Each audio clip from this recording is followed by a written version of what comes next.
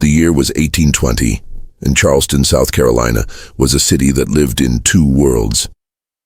By day, it was a bustling port town, its harbor filled with merchant ships, its markets alive with the chatter of traders, and its streets echoing with the clatter of horse-drawn carriages. But by night, Charleston transformed into something altogether different. Gas lamps cast long, flickering shadows across cobblestone alleys, and whispers of crime, danger, and the macabre spread like wildfire among those who dared to travel after dark. In those days, the road leading out of Charleston toward Savannah was particularly treacherous. Travelers who passed through often spoke of strange figures lurking by the roadside, of carriages that vanished into the night, never to be seen again, and of roadside inns where the atmosphere itself seemed poisoned with dread. But none of these places inspired more terror than the infamous 6 Mile Wayfarer House, an inn located just a few miles outside the city. It was here that Lavinia Fisher and her husband, John, would carve their names into the annals of American dark history. Lavinia was no ordinary woman, tall, striking, and with a gaze that could both disarm and terrify. She carried herself with a mixture of elegance and menace. Unlike the image of a docile 19th-century wife, she was bold, commanding, and unafraid to involve herself in the business she and her husband operated. And that business was not hospitality. It was death. Travelers would arrive at the 6 Mile Wayfarer House, weary from their journeys, seeking nothing more than a warm meal, a bed, and the promise of safety. What they did not know was that they had already sealed their fate. Witnesses later recounted chilling tales, how Lavinia would greet her guests with a smile that hid a predator's intent, how she would pour them tea or coffee laced with poison, and how, if the poison did not finish the job, the bed they slept upon might betray them.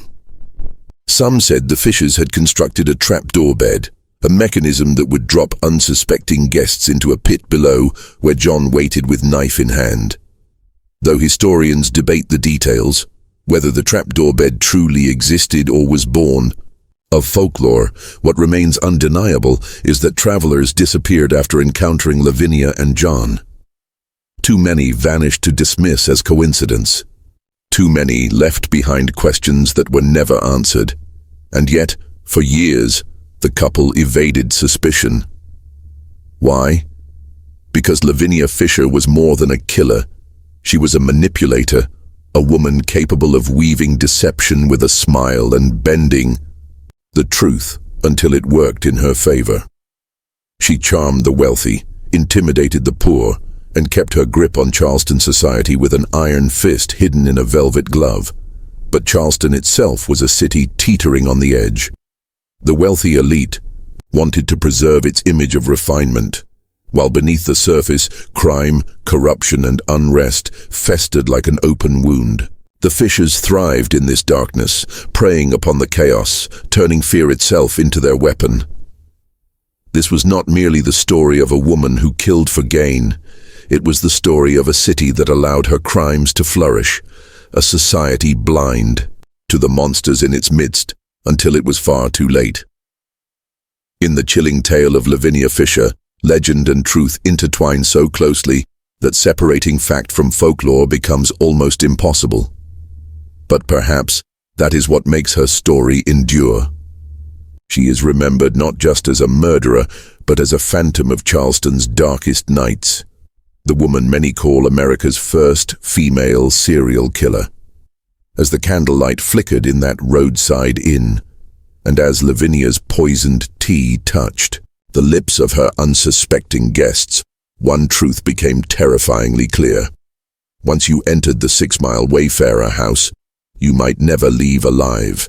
This, dear listener, is where our journey begins, on a shadowed road, at the doorstep of death itself, with a woman whose name would echo through the corridors of crime for centuries. Charleston's polite society had long been fascinated by Lavinia Fisher. She was not the type of woman easily ignored. Her presence lingered in every room she entered. Some spoke of her beauty, others of her piercing eyes, and still others whispered about the sense of unease she left in her wake, as if she carried with her an aura of doom.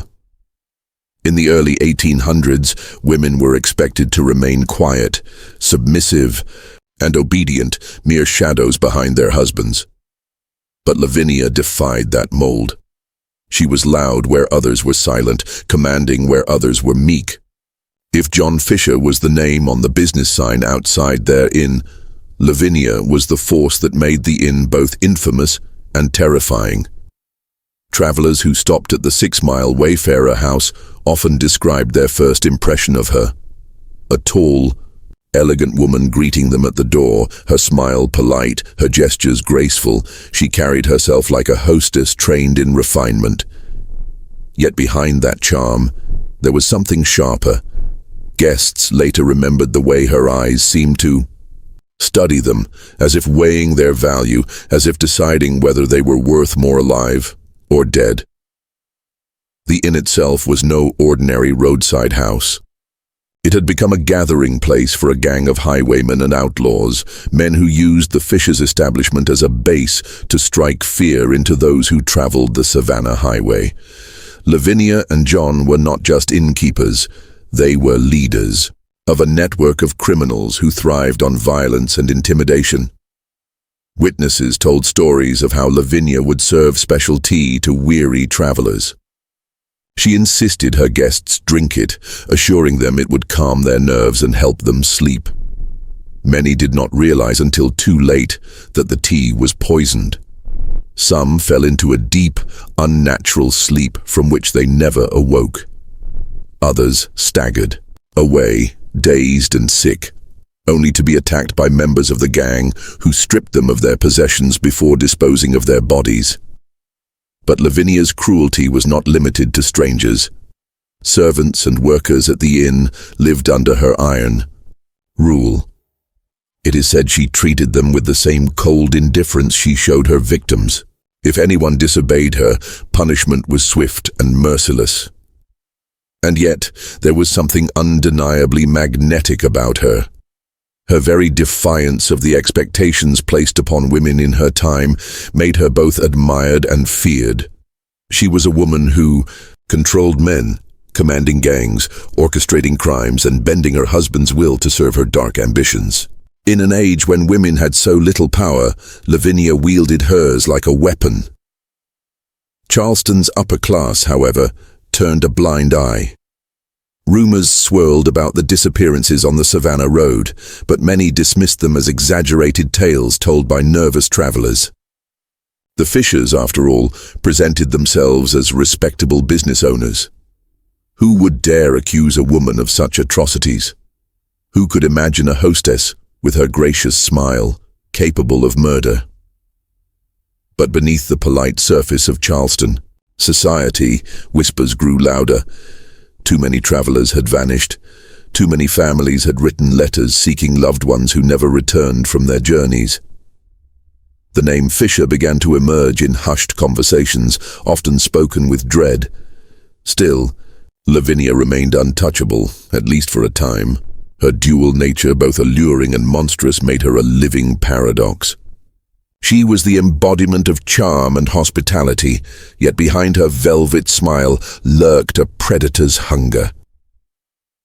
In the dim candlelight of the inn's parlor, Lavinia would lean in close to her victims, pouring tea with steady hands, offering words of comfort.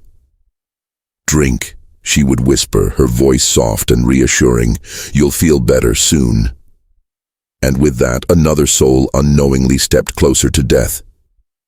Charleston had always been a city of contradictions. Its grand mansions and polished courtyards spoke of refinement, but its dark alleys whispered of poverty, violence, and unrest. For years, the Fishers had thrived in this shadowed space between respectability and crime. But by the late 1810s, whispers of their brutality had become too loud to silence. Merchants, weary from the long road, began avoiding the 6 Mile Wayfarer House altogether. Families refused to travel without armed escorts. Letters from surrounding towns poured into Charleston, each bearing a familiar pattern of grief. A father lost, a son vanished, a brother never returned. These were not isolated tragedies. They were a pattern, a grim tapestry woven with the names of the missing. Charleston's citizens had reached their breaking point. The law seemed powerless, perhaps even unwilling to stop the Fishers. But the people had grown tired of fear, and so in darkened taverns and in hushed gatherings at churchyards, a plan began to form. Vigilante groups, ordinary men armed with muskets, pistols, and sheer determination, organized to confront the criminals who haunted the Savannah Highway. The most notorious of these gangs was led by a man named Vigilance Committee Captain William Kirtland, a merchant who had lost too many associates to the road. He gathered farmers, traders, and townsmen alike, transforming them into a band of avengers. By torchlight, they rode the roads, questioning travelers, scouring the woods, and spreading word that Charleston would no longer tolerate the terror of the 6 Mile Wayfarer House.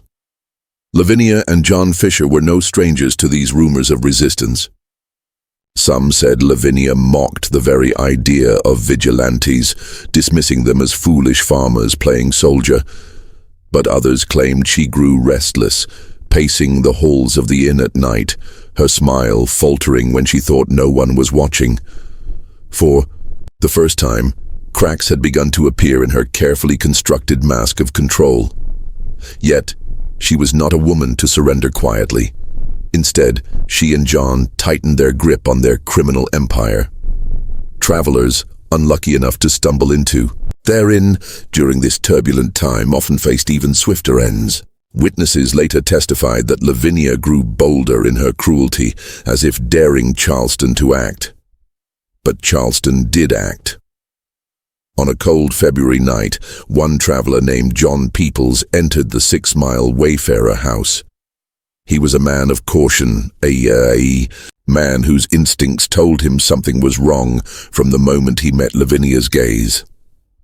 She greeted him warmly, offering her infamous tea.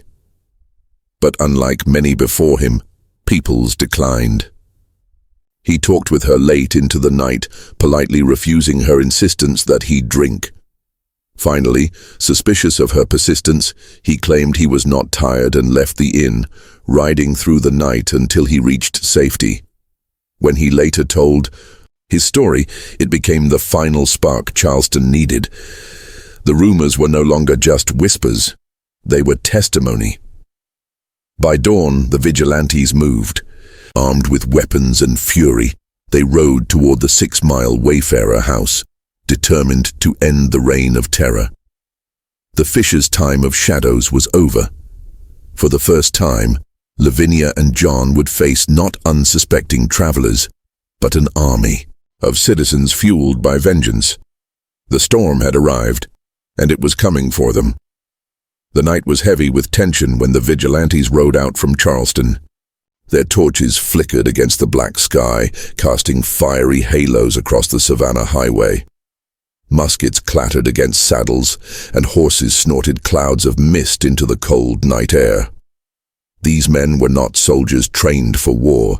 They were farmers, merchants, and tradesmen, but rage gave them courage. At their head rode Captain William Kirtland, a man whose sharp eyes scanned every shadow. For him, this was not simply about justice, it was personal.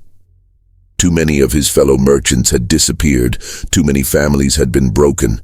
Tonight, he swore, would be the end of the Fishers.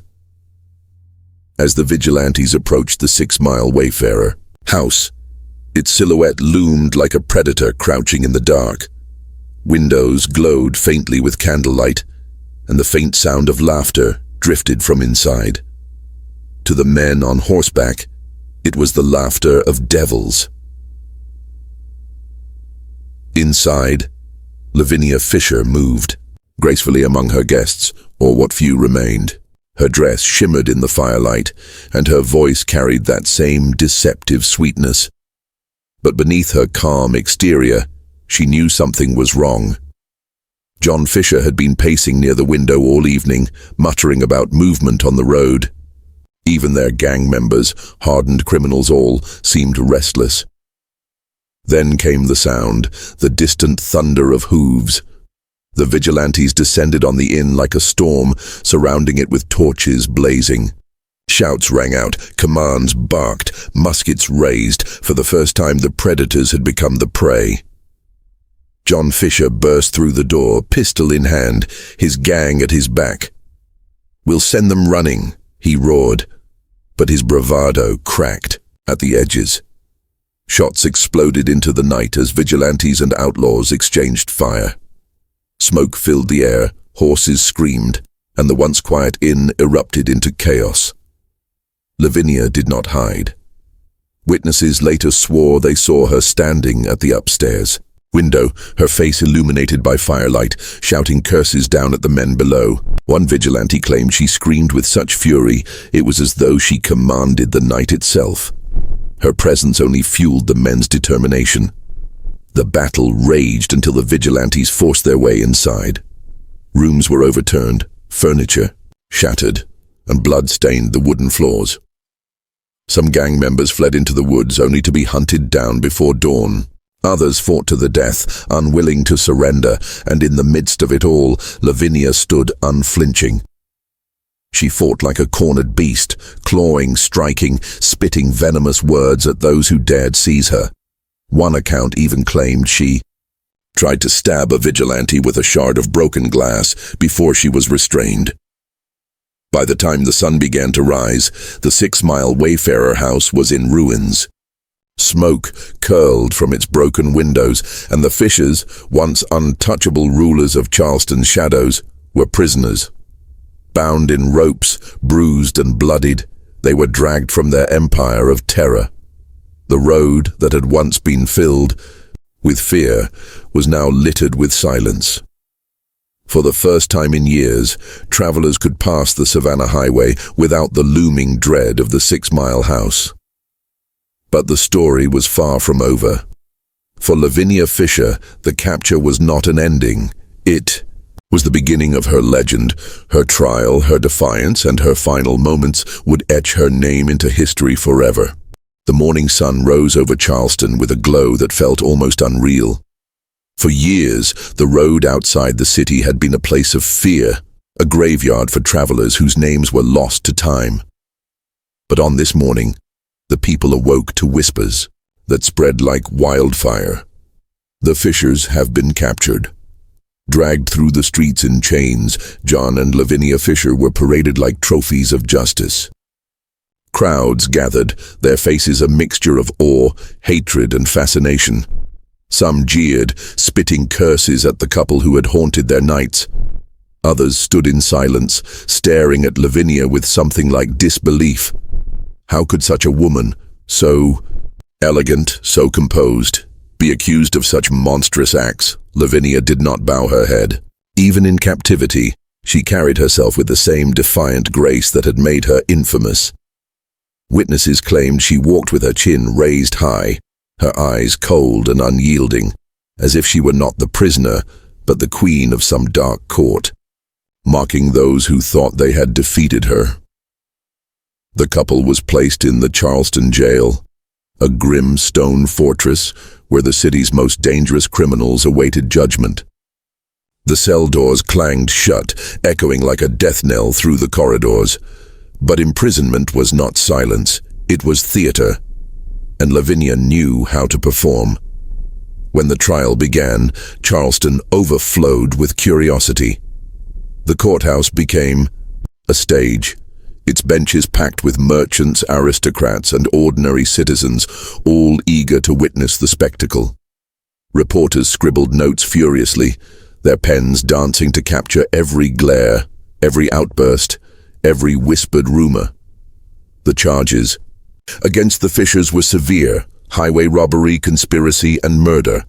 Witnesses were called forth, some trembling as they recounted their encounters with the infamous couple. Men spoke of Lavinia's poisoned tea, of John's threats, of the strange happenings at the 6 Mile House. Survivors described nights of terror, where charm turned to cruelty and hospitality became horror. Yet, as damning as the testimony was, there remained a problem. Much of it was built on rumor, folklore, and second-hand accounts. The trapdoor bed, for instance, fascinated the public but lacked solid proof. Was it truth, or had fear inflated the legend? Still, what mattered was perception, and perception painted the Fishers as monsters. Lavinia, however, did not shrink beneath the weight of accusation. In court, she spoke with sharp wit, often lashing out at witnesses, mocking their words and ridiculing their fears. Some said her voice carried a venom more cutting than any blade. Others whispered that she seemed almost proud, as if being remembered, as a figure of terror was better than being forgotten as a mere woman. John, by contrast, appeared weary, his bravado faltering. Though he attempted to defend himself, it was clear that Lavinia dominated both the courtroom and the narrative. To many, it was she, not he, who seemed to command the story unfolding before their eyes. The trial stretched on, and with each passing day, Charleston's obsession grew. Lavinia became both villain and fascination, a symbol of fear wrapped in beauty and defiance. When the verdict finally came, it was delivered with thunderous finality. Guilty. The punishment was death. The courtroom erupted, some in cheers, others in gasps. For Charleston, justice had been served. For Lavinia, it was the final act in the theater of her life. Yet even as the sentence was read, she did not weep. She did not beg. She stood tall, her expression unbroken. To the very end, she refused to play the role of a penitent sinner. She would go to the gallows not as a victim, but as a legend. And so Charleston awaited a spectacle unlike any other, the execution of the woman who had defied society, haunted its roads, and earned the title many still whisper today: America's first female serial killer. For John and Lavinia Fisher, there would be no reprieve, no hope of mercy. The city of Charleston, once paralyzed by their reign of terror, now waited eagerly for the spectacle of their downfall. But before the rope could tighten around their necks, there were days, long, heavy days, in the stone corridors of the Charleston Jail. The jail itself was a place designed to break men. Its walls were thick with damp, the air sharp with the smell of mold and decay. Prisoners wailed in the night, their cries echoing through the halls like the lamentations of the damned. Chains clanked against stone, rats scurried across the floors, and the small barred windows let in just enough light to remind the condemned of the world they would never see again.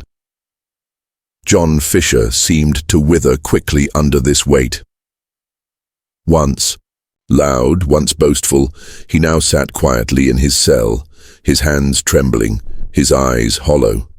He prayed often, muttering to himself, sometimes begging the guards for a priest.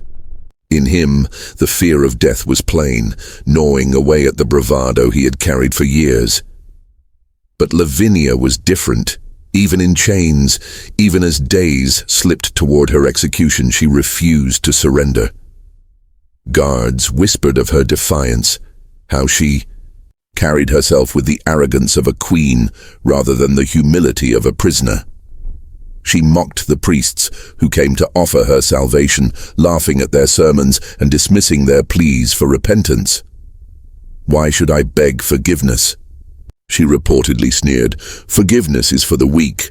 Visitors, curious citizens, clergymen, even reporters, came to glimpse the infamous woman. Some hoped to see regret in her eyes. Instead, they found steel.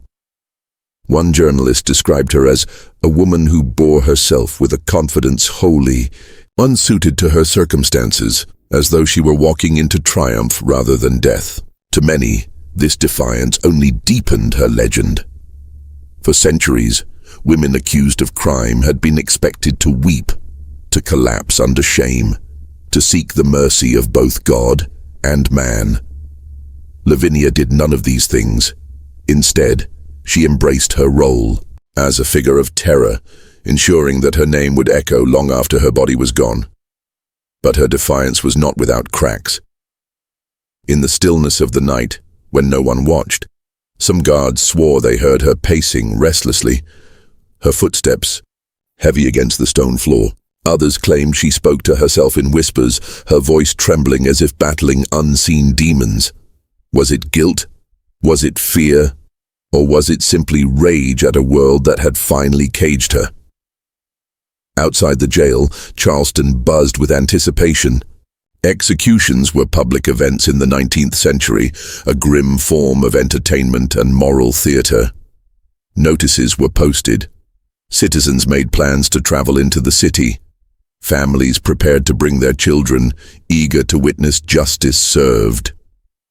To them, the gallows was not merely punishment, it was a lesson. And Lavinia Fisher, with her infamy and defiance, promised to make this execution the most unforgettable in memory. Priests visited her cell again and again, urging her to repent, to meet her death with humility, but Lavinia only laughed. "If I must die," she declared, "I will not go trembling, I will go as myself." And so the days crawled by, each one drawing her closer to the gallows that stood waiting in the open field outside Charleston. Workers hammered at the wood, erecting the scaffold that would host the spectacle. Citizens gathered outside the jail, chanting, whispering, waiting. Within those stone walls, Lavinia prepared, not for forgiveness, not for salvation, but for immortality. She would make her death a performance that the city and the nation would never forget. The shadow of the gallows stretched long across her cell, and Lavinia Fisher, unchained in spirit if not in body, smiled into the darkness. For her, death was not the end. It was the moment her legend would be born. The morning of February 18th, 1820, dawned cold and gray over Charleston. A heavy mist clung to the streets, veiling the city in an almost spectral shroud. But beneath the fog, there was movement. Thousands of citizens were awake, buzzing with anticipation, making their way toward the public grounds where the gallows had been built. It was not just an execution. It was a spectacle, a ritual of fear and justice. Vendors sold bread, cider, and roasted nuts to the gathering crowd. Families carried children on their shoulders. Men shouted wagers on how the condemned would face their fate. Some predicted begging. Some predicted screams. And many whispered, almost with relish, that they wanted to see Lavinia Fisher break at last. But Lavinia had no intention of breaking. Inside the Charleston jail, the condemned were roused from their cells. John Fisher emerged first. His face was pale, his eyes sunken with sleeplessness. He clutched a Bible tightly, his lips moving in frantic prayer. He walked like a man already half dead, his body trembling, his spirit crushed. Then came Lavinia. She appeared dressed in a long, flowing white gown. The choice was deliberate, as if mocking the sanctity of marriage or perhaps casting herself as a ghostly bride walking to her doom. Her black hair tumbled wildly over her shoulders, and her eyes gleamed with a defiance that unsettled even the guards. Where John shuffled, Lavinia strode. Where John whispered, Lavinia smiled. Where John begged for salvation, Lavinia seemed to hunger for immortality. The jail doors opened, and the procession began. Soldiers led the way, clearing a path through the thronging crowd. John and Lavinia were loaded into a cart, their hands bound in iron chains. As the cart rumbled toward the gallows, the crowd erupted into a chaotic roar, jeers, curses, cries of curiosity, even laughter. Children pointed. Women clutched their shawls tighter. Old men shook their heads, whispering that never in their lifetime had they seen such a woman. John sat hunched, his lips quivering as he read from the Bible. But Lavinia rose. She stood in the cart like a queen paraded before her subjects, her eyes sweeping over the sea of faces. Some swore she smirked, others that she even blew a kiss toward the mob.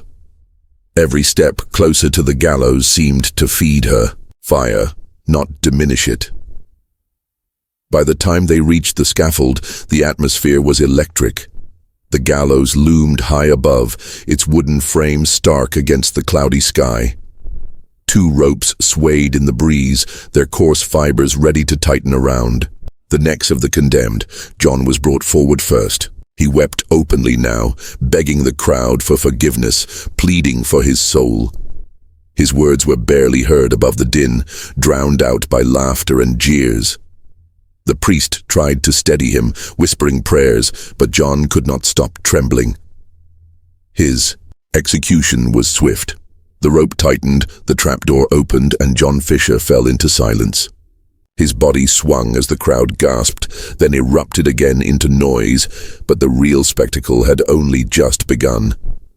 Now, all eyes turned to Lavinia. She climbed the steps of the scaffold with astonishing grace, her white gown rippling in the wind, her chains clinking with every movement. There was no tremor in her hands, no quiver in her voice. She did not look at the priest, nor at the executioner. Instead, she looked at the crowd, and then she spoke. "You may forgive me," she declared, her voice sharp and clear, cutting through the noise like a blade. "But I do not ask for your forgiveness. I do not want it." The crowd gasped. Murmurs rippled like a wave. The priest tried to intervene, urging her to repent, but Lavinia silenced him with a glare. "I go to meet my fate," she continued, "but I go unafraid. If any of you have a message for the devil, give it to me now, for I shall deliver it myself." The words struck the crowd like lightning. Some recoiled in horror, clutching their children tighter. Others cheered wildly, exhilarated by her audacity. And still others fell silent, unsettled by her calm embrace of damnation. The executioner placed the noose around her neck. Still, she did not falter. She lifted her chin proudly, her dark eyes scanning the thousands of faces before her. In that moment, she was not a prisoner. She was not even a murderer. She was a figure larger than life, a specter of defiance, a woman who refused to be broken by the rope or by the society that condemned her. The trapdoor creaked open. Her body fell, and Lavinia Fisher swung in the air, her white dress billowing, like the wings of some dark angel. Silence fell over the crowd. For all their anticipation, for all their hunger to see her beg or collapse, they were instead left with the chilling image of a woman who had gone to her death not as a victim, but as a legend. Some swore she smiled as the rope snapped tight. Others claimed her eyes burned with fire even in that final moment. Whatever the truth, the impression was unforgettable. The crowd slowly dispersed, murmuring, gossiping, repeating her final words. For weeks, Charleston could speak of nothing else. And as the years passed, her story spread far beyond South Carolina. She had become something more than human. She was a warning. She was a myth. She was a ghost that would haunt America's history forever.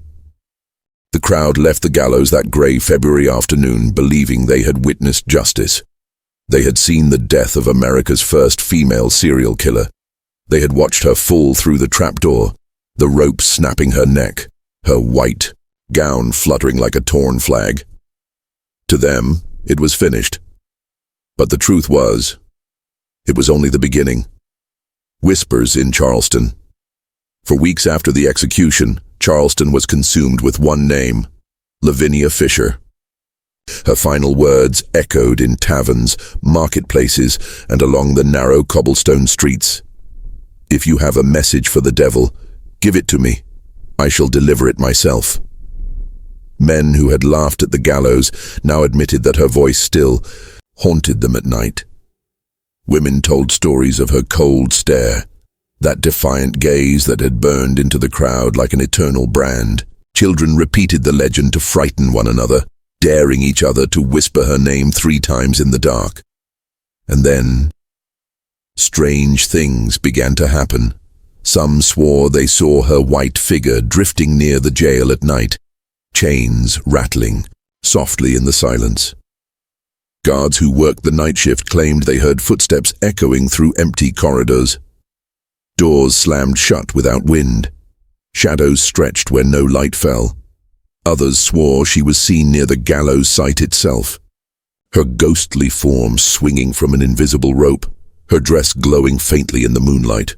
Travelers who dared approach the spot late at night spoke of hearing her voice whispering promises of vengeance. Charleston, once a bustling port city of trade and wealth, had gained something new: a curse. The prison that would not sleep, the Charleston Jail, where Lavinia had spent her final days, was a fortress of misery long before her arrival. Built in 1802, it was infamous for its overcrowding, disease, and brutality. Prisoners rotted in filth, shackled in darkness, their screams often drifting into the city streets. But after Lavinia's execution, the jail seemed to take on a life of its own. Guards reported hearing women weeping in cells that stood empty. The rattling of chains echoed through the halls, though no prisoners were near. One night, a guard swore he saw Lavinia herself, dressed in white, standing at the end of a corridor. She raised her hand slowly, pointing at him. He fled the prison and never returned. Another tale told of a priest who had come to bless the jail, hoping to cleanse it of evil. As he sprinkled holy water and prayed, a voice hissed back at him from the shadows, "Too late." The priest left trembling, declaring the place damned. To this day, the Old Charleston Jail is said to be one of the most haunted locations in America, and many believe Lavinia Fisher's spirit still roams its decaying halls, furious, unrepentant, and restless, the making of a legend. But how did Lavinia Fisher become more than just another criminal executed in the early 1800s? After all, there were many murderers, many thieves, many who faced the gallows. Why did she endure? It was the defiance. John Fisher begged for forgiveness. Lavinia Fisher rejected it. John trembled with fear. Lavinia mocked death to a society still deeply bound to religious order. Her words were shocking, a spit in the face of God and man alike. And so her story spread. Newspapers in Charleston, New York, even London, printed tales of the devil's mistress who had poisoned. Travelers lured men to their doom and laughed in the face of judgment. The facts blurred with myth, each telling more sensational than the last. Some said she murdered dozens, others claimed hundreds. Some painted her as a seductress who preyed on lustful men, others as a cold-blooded witch who fed souls directly.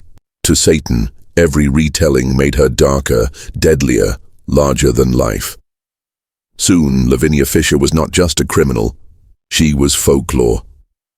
The curse on Charleston citizens began to believe her death had brought a curse upon the city.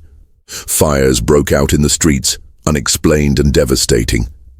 Ships sank in the harbor, claimed by sudden storms. A fever swept through the city, killing dozens. Superstitious locals whispered, Lavinia promised to deliver a message to the devil, and he has heard her. The gallows site where she died was said to be cursed ground. Horses balked and refused to pass. Drunkards swore they saw her shadow watching them from the trees. Mothers warned their children not to wander there after dark, or Lavinia Fisher would claim them too. Some said her curse was personal. Men who had mocked her at the execution reportedly died within months, one by drowning, another by fire. A third found dead in his bed, his face twisted in horror. Coincidence? Or something darker? Charleston, it seemed, could not rid itself of her grip. The Eternal Bride, one of the most chilling elements of Lavinia Fisher's legend, was her attire. That white gown she wore on the gallows was no ordinary dress. To many, it symbolized a wedding garment, a twisted parody of purity and innocence. But to others, It marked her as a bride, not of man, but of death itself. Stories soon arose of a white bride wandering the outskirts of Charleston at night. Men traveling alone claimed they saw a beautiful woman in white, her face hidden by a veil, beckoning them closer. If they followed, she would vanish, only for them to find themselves lost, cold and shivering in the marshes, with the sound of distant laughter chasing them. The image of Lavinia as the bride of death became inseparable from her myth. Her marriage to John Fisher ended at the gallows, but in legend she had wed something far more eternal, darkness itself. Tourists, thrills, and the ghost trade. As decades passed, Charleston grew, not just as a port city, but as a city of stories. Ghost tours began in the 20th century, and no tour was complete without the chilling tale of Lavinia Fisher. Guides would lead groups past the Old Charleston Jail, where they claimed Lavinia's spirit still paced the corridors. Some even swore they had photographs, blurred figures in white, glowing eyes in the windows. Tourists carried the tale home, spreading it across America and beyond. Every generation retold the story, reshaping it for their fears. In some versions, she was a murderer, in others, a wronged woman, in still others, a demon in human flesh, but always, she was unforgettable, a death that never ended. The irony is that Lavinia Fisher's power came not from her crimes alone, but from her refusal to bow to death. Most condemned criminals are forgotten within years. Their names fade, their graves sink into the earth, their ghosts, if they exist, fall silent. But Lavinia refused silence. Her last words were not of regret, but of defiance. She left the world with a promise, or perhaps a threat, that she was not finished, and maybe that is why her story endures. Maybe that is why her spirit lingers in Charleston still, because Lavinia Fisher was not just executed, she was unleashed. Charleston never fully recovered from the memory of Lavinia Fisher. Even after the rope had cut short her mortal life, her shadow lingered in the minds of the people.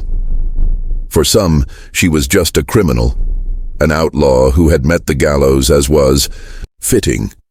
But for many others, her name became a whisper in the dark, a reminder that evil could smile, charm, and walk among them in the body of a woman. The city had seen violence before. It had seen pirates hang from the wharves. It had seen duels fought at dawn in hidden courtyards. But the case of Lavinia was different. This was a woman who had stood before a crowd and spat in the face of death. That defiance planted a seed in Charleston's psyche that would never die. Merchants in the bustling markets muttered her name as a warning, as though speaking it too loud might draw her ghost closer. Children dared one another to sneak near the jail at night, to press their ears against the cold stone walls and listen for the echo of her footsteps. The elders shook their heads and told tales of her curse, convincing themselves that storms that rolled suddenly off the Atlantic, fires that broke out in narrow alleys, or fevers that spread through the town were the devil's response to the message she had promised to deliver. In their minds, Lavinia had not just died, she had transformed into a permanent omen of Charleston's sins. And so the story began to stretch beyond the borders of the city. Travelers carried it with them, whispering of the woman who wore white on the gallows, who had refused salvation and claimed eternity in hell with a laugh. The newspapers had painted her as a monster, but the gossip of sailors and innkeepers turned her into something far more dangerous, a myth. Her image became larger than life. Some said she had lured hundreds to their deaths at 6 Mile House. Others claimed the inn was built directly atop cursed ground, and her blood packed with the devil had been sealed long before her crimes were discovered. These details were never proven, yet they were retold as if they were gospel, the story warping until Lavinia no longer seemed like flesh and blood at all, but rather an immortal figure who stalked the thin veil between the living and the dead. Psychologists might say it was fear and fascination that kept the legend alive. But to the people of the early 19th century, this was no story to analyze. It was a warning to obey. They believed Lavinia Fisher's defiance had brought something unholy into their midst. Men walking home after midnight swore they saw a woman in white standing beneath the live oaks, her veil fluttering though there was no wind. When they approached, she vanished, leaving only the faint echo of laughter. Sailors claimed they felt unseen hands push them on dark nights by the harbor, as though someone wanted them to stumble into the water and drown. Families locked their doors tighter, praying at night that the ghostly bride would not come calling. What gave her story power was not just what she had done in life, but how she had chosen to die. A woman begging forgiveness could be forgotten. A woman who cursed the world with her last breath could never be erased. Her defiance became a chain-binding Charleston to her memory, a curse that turned her from criminal to legend. And as the years stretched on, every strange occurrence, every unexplainable shadow, every flicker of movement in the jail's broken windows was blamed on her restless spirit. The old jail itself became a wound that would not heal. Locals avoided it at night, swearing they heard screams drifting out of the barred windows.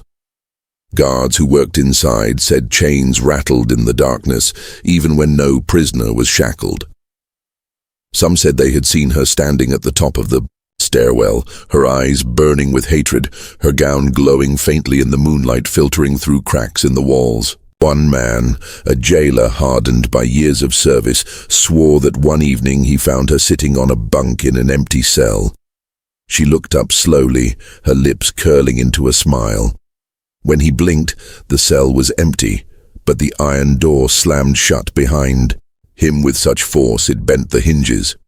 He never worked another night in the jail. Charleston began to market her story as much as it feared it. By the late 19th century, tour guides recounted her name in hushed tones to visitors seeking a thrill. She had become Charleston's eternal ghost bride, the woman in white who never left. Parents warned children with her name. Lovers whispered of her while walking the streets at night, and those who longed for the forbidden found in her legend a strange sort of romance, the dangerous beauty who had chosen damnation over submission. Her myth seeped into the bricks and wood of the city itself, woven into the fabric of Charleston like a stain that could not be scrubbed away. Generations passed, yet the legend never weakened. In fact, it grew stronger, the details darker, the claims wilder.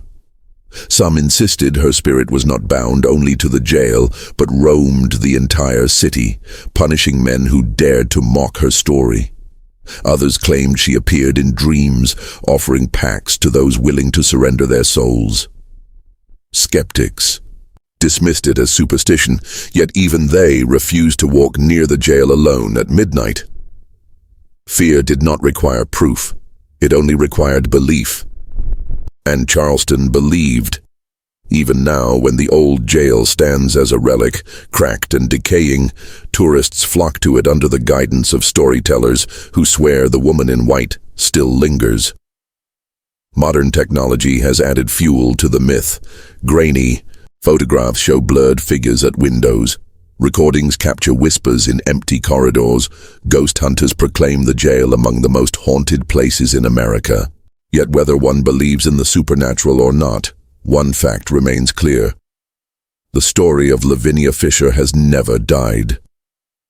It has lived longer than the wood and stone of the inn where she lured her victims, longer than the jail that held her captive, longer than the rope that ended her breath. She became something beyond herself, a symbol of rebellion, of darkness, of the seductive power of legend. Her defiance against the rope turned into immortality. For the one who refuses to bow, refuses to fade. That is why Charleston still feels her. That is why travelers whisper her name. That is why even now, 2 centuries later, people speak of her curse as though she had only just walked from the shadows. Perhaps she really did deliver that message to the devil. Perhaps he gave her something in return. an eternity not in hell, but here among the living, as a phantom bound to the city she once terrorized. If that is true, then Charleston is no longer just a city of history and beauty, it is also her prison, her stage, and her triumph. For though her body swung from the gallows long ago, Lavinia Fisher has never truly died. Legends are not static things, they are alive, breathing, shifting with each new telling, each new era that adopts them. Lavinia Fisher's story proves this more than most. When she swung from the gallows in Charleston in 1820, few could have predicted that nearly 2 centuries later, her name would still ignite fear and fascination. Her life ended, but her myth began a second existence, one that has endured, adapted, and flourished within the fabric of American culture. In Charleston itself, her story became an industry. In America at large, her name became a dark echo that reached into books, films, television, and the popular imagination, where she has been immortalized not as a woman, but as a symbol of something much greater. The archetype of the female monster, the unrepentant outlaw who rejected every expectation society placed upon her. To understand the weight of Lavinia's legacy, we must begin with how Charleston itself has chosen to remember her. Today, the city thrives on history. Tourists flood its cobblestone streets seeking Southern charm, colonial architecture, and Civil War echoes. Yet tucked into those lantern-lit streets and moss-draped oaks, another attraction thrives: ghost tours. And on nearly every one of those ghost tours, the name Lavinia Fisher is spoken. Guides in long coats and wide-brimmed hats gather groups of travelers and lead them through alleys as they whisper her tale, describing the pale bride who laughed at death. The Old City Jail is the centerpiece of these tours. Visitors clutch flashlights, their breaths turning cold as guides recount the chilling moment when Lavinia screamed her defiance at the gallows. Some claim to feel her presence brush against them, others swear their cameras capture her shadow in the broken windows. The commercialization of her story does not diminish its power. Rather, it amplifies it. Every tourist who hears the name repeats it back home, carrying the myth outward into new places and new ears. In this way, Lavinia Fisher has remained more alive in death than she ever was in life. She has become a fixture of Charleston's identity, a warning whispered beneath the city's beauty. Charleston markets her as its most famous ghost, not simply a murderer but a symbol of supernatural dread. She is their eternal dark bride, their female phantom who keeps Charleston haunted forever. Yet Lavinia's reach did not stop at Charleston's borders. Her tale seeped into literature. Writers of the Gothic tradition, already fascinated by women who transgressed the boundaries of morality, found inspiration in her legend. She fit the mold of the femme fatale, the dangerous woman who seduces and destroys. 19th-century penny dreadfuls and pulp stories echoed her shadow, weaving characters that resembled her defiance and cruelty. Later, in the 20th century, true crime authors rediscovered her as America's first female serial killer. This label, whether fully accurate or not, attached itself to her like iron shackles. The phrase elevated her from a local ghost story to a national figure of crime lore, placing her alongside other infamous killers who shaped America's obsession with murder. Then came film and television. In horror anthologies, she appeared as inspiration for ghost brides and cursed women. Shows investigating haunted America almost inevitably arrived at Charleston's jail and repeated her story, dramatizing her death, replaying her final scream. She became not just a tale of crime, but a spectacle of supernatural terror. Paranormal investigation programs captured alleged recordings of her voice, fueling the belief that she still roams the earth. Some horror films even crafted characters, loosely based on her, the woman who poisons travelers, the seductive hostess of an inn of death. In each appearance, her myth grew a little larger, her identity reshaped not by fact, but by the needs of storytelling. Even the internet age has not loosened her grip. True crime forums dissect her story, bloggers recount her execution, YouTube channels devoted to ghost hunting use her as clickbait. TikTok clips circulate claiming evidence of her spirit caught on film, while podcasts debate whether she was guilty, innocent, or simply a woman punished for existing outside of her time.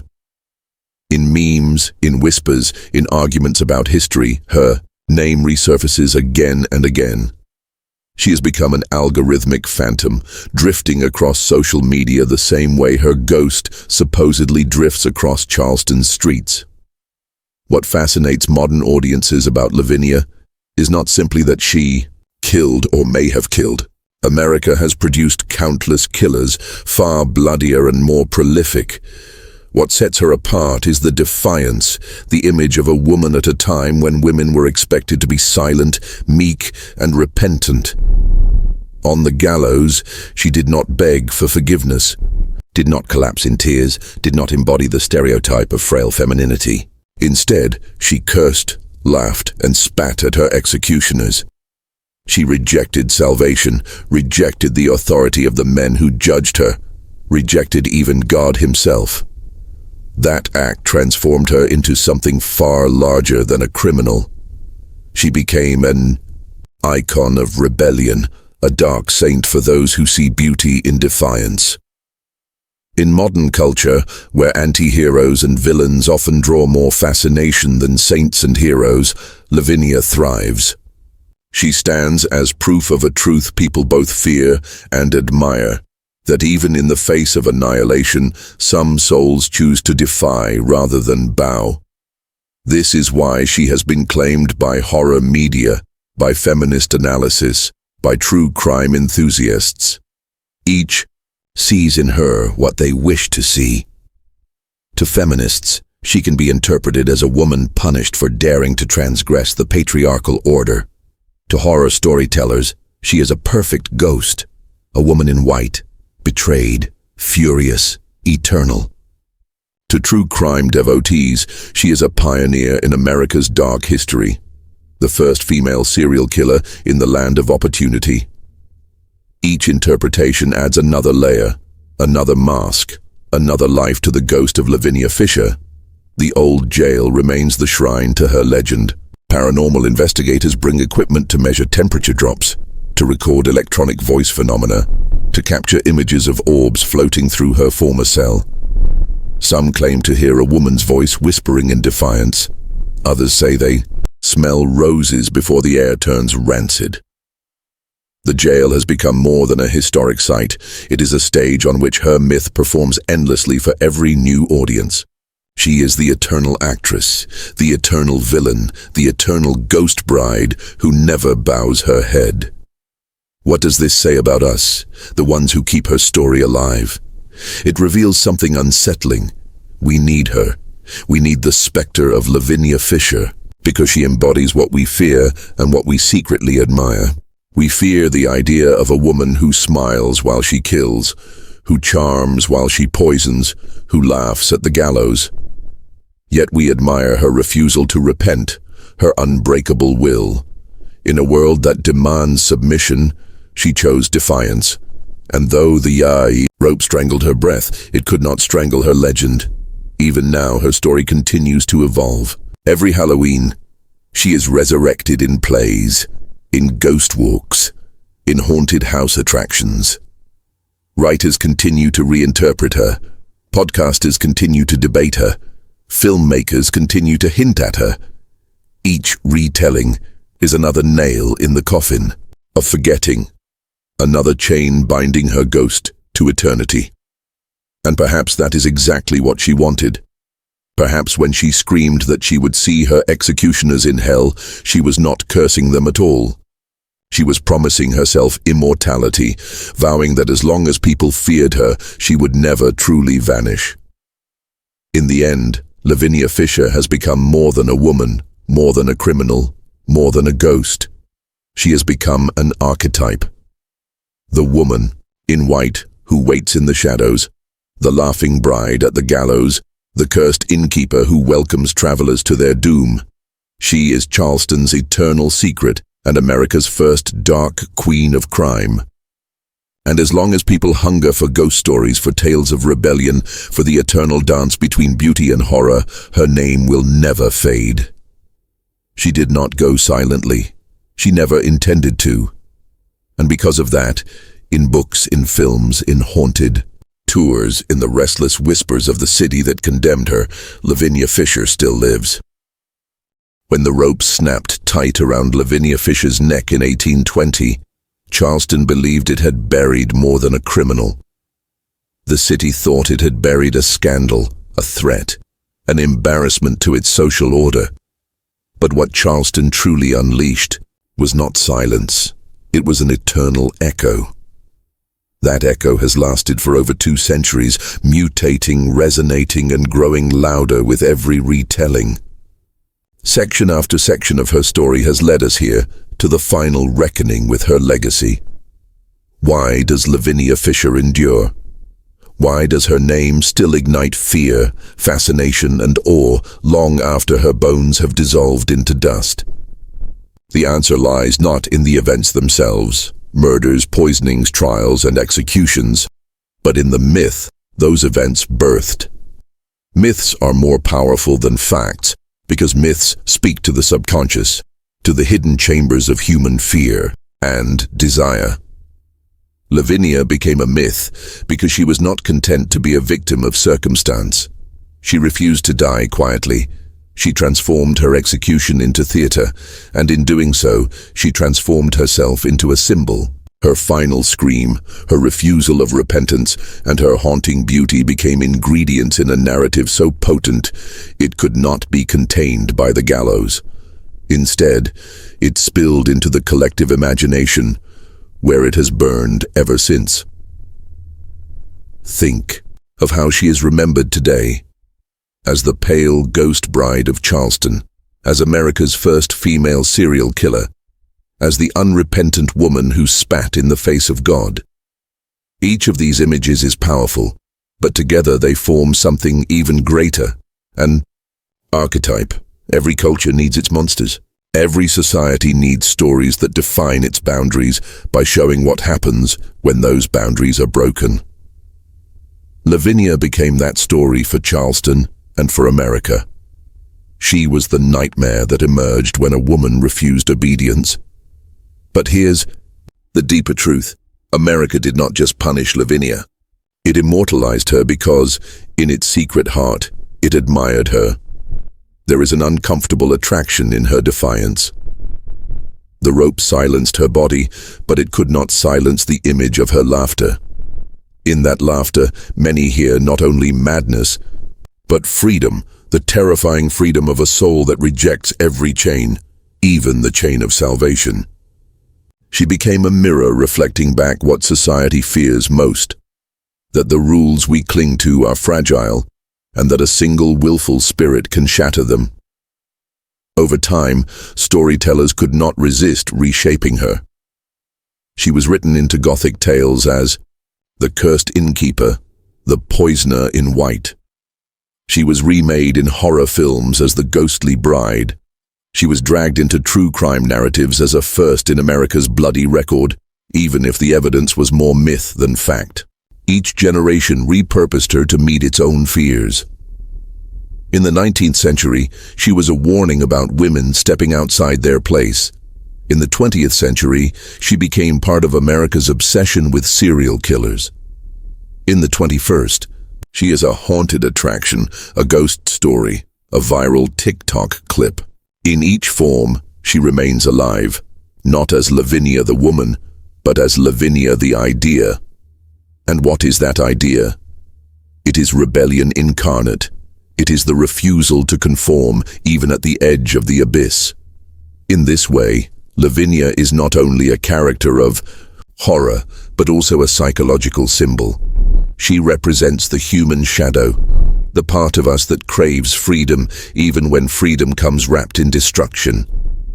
When tourists hear her story in Charleston, when viewers watch her ghost flicker on Paranormal shows, When readers trace her myth through books, they are not simply learning about history. They are touching something primal within themselves, the temptation to laugh in the face of authority, to reject forgiveness, to choose fire over obedience.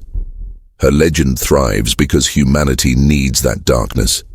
We are drawn to monsters not only because we fear them, but because in their defiance we glimpse forbidden strength.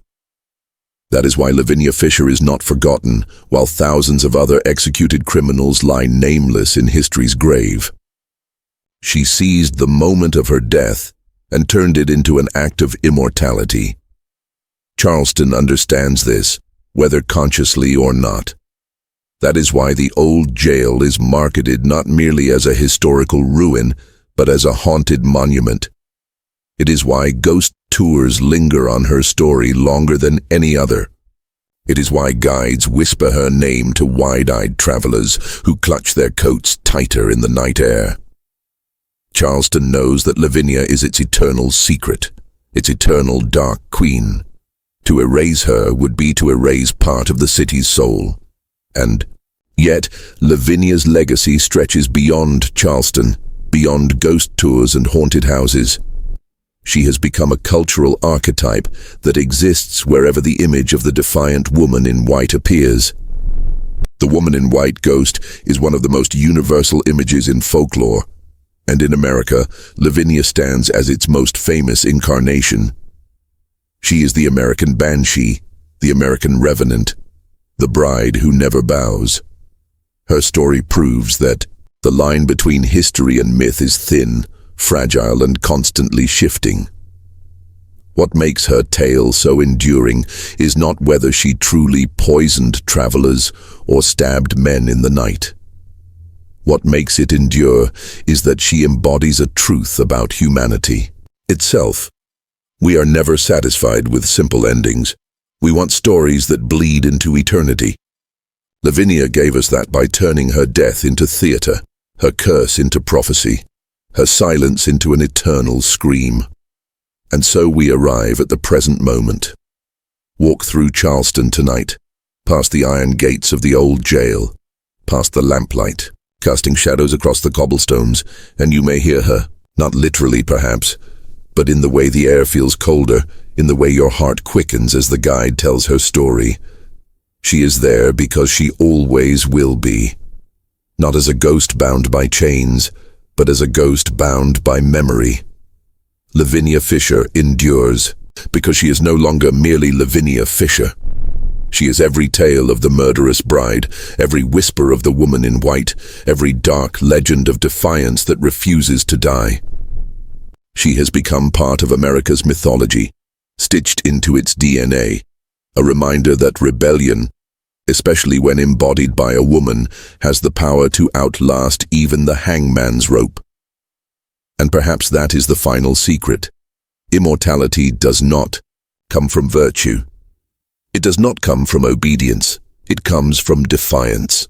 That is what Lavinia teaches us, across centuries, from the shadows of Charleston to the screens of our modern age. She is not gone. She is never gone. She is with us every time we crave a ghost story, every time we admire a villain more than a hero, every time we wonder what it might feel like to laugh in the face of death. Her rope broke her neck, but her legend broke the boundary between history and eternity. And in that victory, Lavinia Fisher secured the one thing she craved above all, to never, ever be forgotten.